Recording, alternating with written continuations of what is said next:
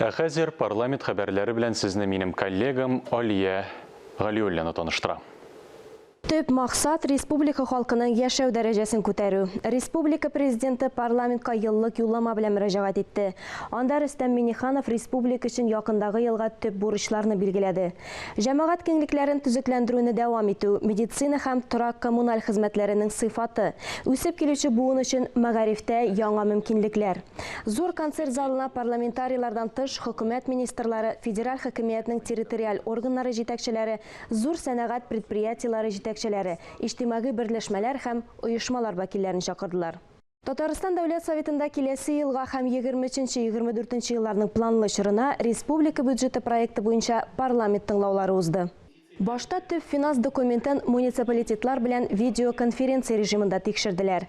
Профильле комитет башлыгы Леонид Якунин билгеләп үткәнчә, бюджет социаль һәм максатчан юнәлешле булып кала бирә. Доходы на 2022 год увеличены практически на 20 миллиардов рублей. Расходы на 24 миллиарда рублей. Да, немножко возрастает до 10 миллиардов дефицит, но все это, если по основным отраслям взять, по многим из них, 7 всего, да, идет увеличение расходов. Узган атна иҗтимагый сәяси тормыш вакыйгаларга бай булды. Президент һәм парламент рәисе һәм депутатлар авыл хуҗалыгы һәм эшкәртү сәнәгате хезмәткәрләре көнен билгеләп үтүдә катнашты. Фәрит Мөхәммәтшин Мәскәүдә эш сәфәре белән булды, ә депутатлар үз сайлау округларында актив эшләделәр. Зур концерт залы президентның еллык юллама белән чыгыш ясау алдыннан ук инде кешеләр белән тулды. Хөкүмәт, киң җәмәгатьчелек вәкилләре, табиблар, депутатлар, аграрийлар, күп балалы гаиләләр, яшьләр, төрле яшьтәге, төрле өлкәләрдә эшләүче кешеләр. Президентның көзге тезислары һәркемгә дә кагыла. Повышение качества жизни не пустой лозунг, это реальная стратегия развития Татарстана. Все, что мы делаем, делается в интересах наших граждан.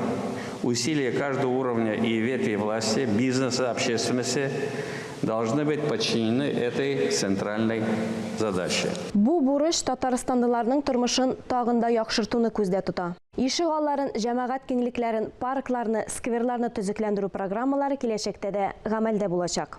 Человеческого капитала начал с того, на что нужно обратить внимание и в воспитании детей, в здравоохранении, в развитии культуры, искусства, спорта, физической культуры в республике. Я думаю, что это важное направление и это основа основ. Президент юлламасында сәламәтлек саклауга аерым бүлек багышланган. Табиблар, шәфкать туташлары, волонтерлар барысы да пандемия башланганнан бирле кешеләр сәламәтлеге сагында уяу тора.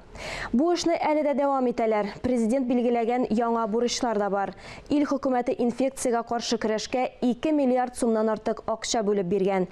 Казан санитар щит федераль проектын гамәлгә ашыручы 9 шәһәр исемлегенә кергән. Будут открыты ПЦР-центры и усилен санитарный контроль в пунктах пропуска через границу Казань и Берешево. Нужно в кратчайшие сроки произвести все работы и создать надежные преграды опасным инфекциям и вирусам. С учетом непростой санитарно-эпидемиологической обстановки Министерство здравоохранения необходимо расширить программу углубленной диспансеризации, профилактических осмотров и реабилитации в санаторных учреждениях. Кыйммәтләр нәкъ менә гаиләләрдән башлана. Президент тамаңа басым ясады. Конечно, было сказано о важности образования, семейных ценностей и спортивных мероприятий.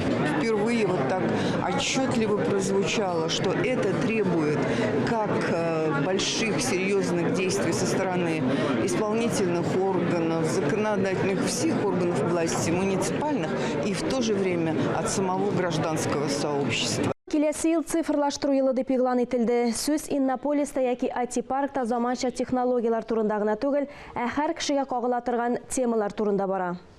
Киләсе елда Татарстан яңа технологиялар үсешенә, киләчәккә тизләтелгән курс ала. Шулай да һәр вакыттагыча иң мөһиме үз тарихыңны һәм гореф-гадәтләрне саклап калу.